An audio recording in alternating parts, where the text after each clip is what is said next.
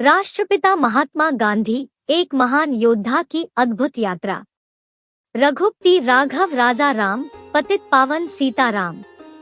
इस श्लोक को रचना गांधी जी ने की थी और यह उनके आदर्शों और दैवीयता को प्रकट करने का एक माध्यम बन गया है। यह श्लोक विशेष रूप से भारतीय स्वतंत्रता संग्राम के समय प्रयोग किया जाता था। अनुभवनीय नमस्कार मित्रों, स्वागत करते हैं आपका हमारे चैनल में। आज हम एक ऐसे महान व्यक्तित्व के बारे में चर्चा करेंगे जिसने न सिर्फ भारतीय इतिहास को बदला बल्कि पूरी दुनिया को प्रेरित किया। जी हाँ, बात है राष्ट्रपिता महात्मा गांधी की।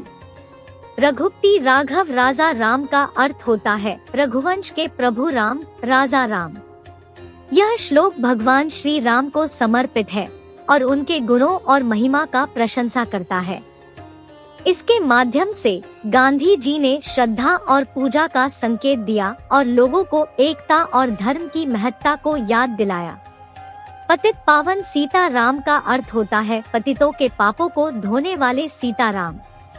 यह श्लोक माता सीता को समर्पित है, जो महात्मा गांधी जी के लिए एक प्रेरणा के स्रोत रही है। गांधी जी ने सीता माता को पतित पावन अर्थात पापों को धोने वाली कहकर उनकी महिमा को स्तुति की।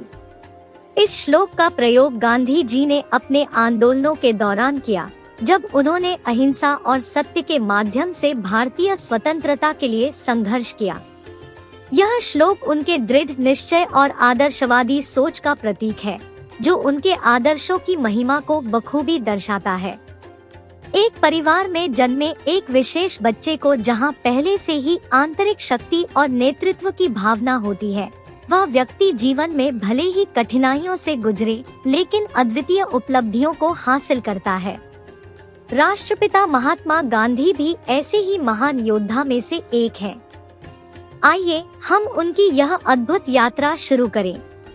गांधी जी का जन्म हुआ था पोरबंदर, गुजरात में 2 अक्टूबर 1869 को। उनके पिता का नाम करमचंद गांधी था और माता का नाम पुतलीबाई था। उनके जीवन में एक महत्वपूर्ण घटना थी जब उनके पिता ने उन्हें ब्रिटिश शासन के खिलाफ आंदोलन में शामिल होने की प्रेरणा दी। युवा गांधी द्वारा की जाने वाली उनकी पहली महानतम क्रांति साउथ अफ्रीका में हुई। वहां उन्होंने अपने न्याय की लड़ाई की, अवैध उत्पादों पर कर लगाने के खिलाफ विरोध किया और भारतीयों की अधिकारों की रक्षा की। यहाँ पर ही उन्हें महात्मा का उपनाम मिला।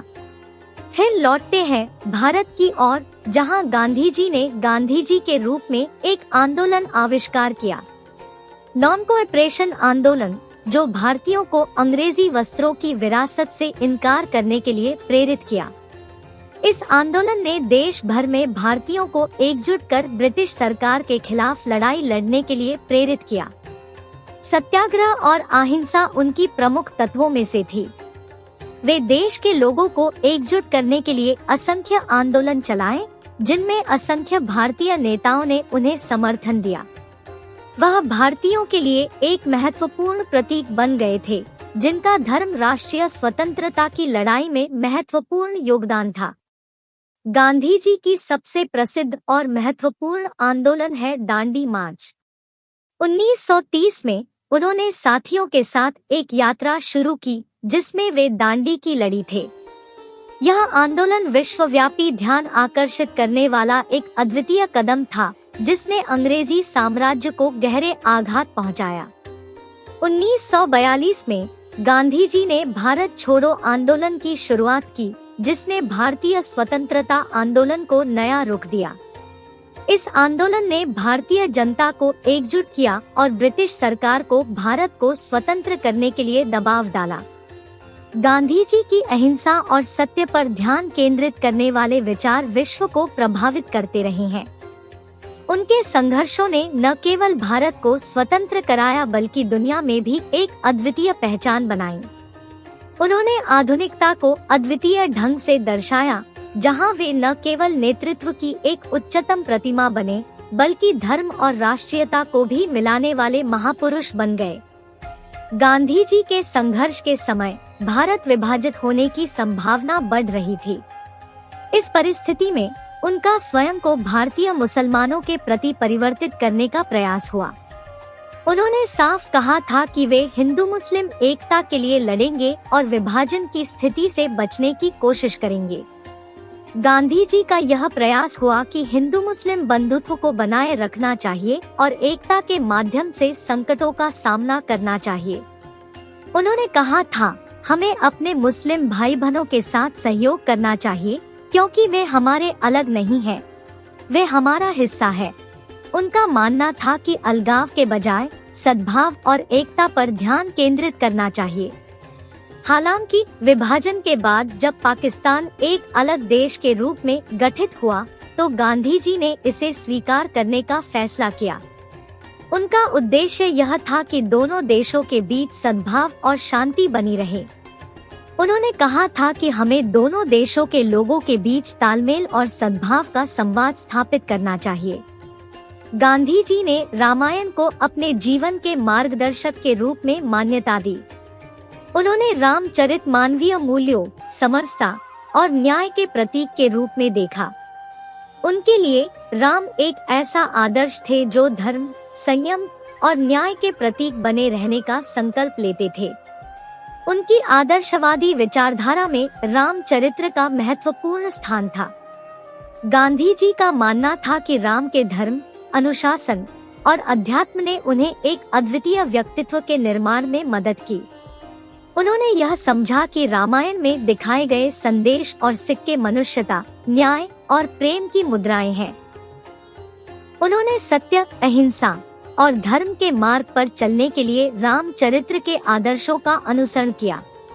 गांधी जी का मानना था कि रामचरित्र एक ऐसी साहसिक कथा है जो मानवता को धार्मिकता, सद्भाव और सहिष्णुता के मार्ग पर चलने का प्रेरणा देती है। उन्होंने अपने आदर्शों में सत्य की अहिंसा के साथ जीने का मार्ग बताया और रामचरित्र को उत्कृष्टता के प्रतीक के रूप में स्वीकार किया। महात्मा गांधी जी को भारतीय मुद्रा में सम्मान दिया गया है और उनकी तस्वीर विभिन्न नोटों पर मुद्रण की गई है। यह भारतीय मुद्रा में गांधी जी की उपस्थिति देश की स्वतंत्रता के प्रतीक के रूप में महत्वपूर्ण है। महात्मा गांधी जी को 1996 से भारतीय मुद्रा में शामिल किया गया है। उनकी तस्वीर 10, 20, 50, 100, 200, 500 और 2000 रुपए के नोटों पर प्रयुक्त की जाती है। इससे महात्मा गांधी जी की महानता, उनके स्वदेशी आंदोलन में योगदान और भारतीय आदर्शों की महत्ता को दर्शाया जाता है। महात्मा गांधी जी की तस्वीर को भारतीय मुद्रा में शामिल करने से उन्हें देश की स्वतंत्रता संग्राम के प्रतीक के रूप में सम्मान दिया जाता है। यह एक गर्व की बात है कि भारतीय मुद्रा में राष्ट्रपिता महात्मा गांधी जी की उपस्थिति है और उनके संदेश और महत्वपूर्णता को याद रखा जाता है। गांधी जी का खादी पर विशेष ध्यान था। वे खादी को स्वदेशी आंदोलन का प्रतीक मानते थे और इसे भारतीय स्वतंत्रता संग्राम की भूमिका में महत्वपूर्ण मानते थे। उनका मकसद था भारतीय आदर्शों को पुनर्स्थापित करने और देश की आर्थिक स्वराज्य को सुनिश्चित करने का। गांधी जी ने खादी को एकत्रित करने और उसे तानाबाना करने के लिए लोगों को प्रेरित किया। उन्होंने खादी को विदेशी कपड़ों के विरुद्ध एक समर्पितता का प्रतीक माना और इसे स्वराज्य और स्वावलंबन के प्रतीक के रूप में स्वीकारा। वे खादी के माध्यम से लोगों को आत्मनिर्भरता की महत्वपूर्णता समझाते थे। गांधी जी का मानना था कि खादी कारखाने और स्वदेशी उद्यमों के विकास से न केवल आर्थिक विकास होगा, बल्कि यह देश की स्वाधीनता की आधारशिला भी बनेगा। उन्होंने इसे विश्वभर में भारत की पहचान बनाने का एक माध्यम बताया और खादी के माध्यम से आर्थिक, सामाजिक और सांस्कृतिक स्वावलंबन का संकल्प लिया। गांधी जी ने खादी को स्वदेशी आंदोलन के भागीदारों के लिए एक प्रेरणा स्रोत बनाया।